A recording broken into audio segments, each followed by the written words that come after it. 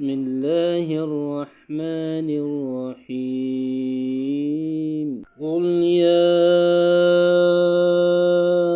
أيها الكافرون لا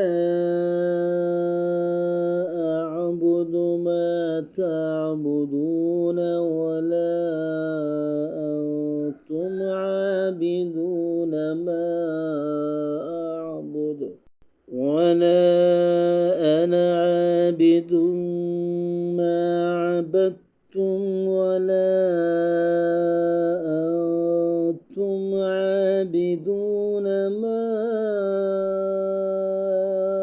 أعبد لكم دينكم ولي دين.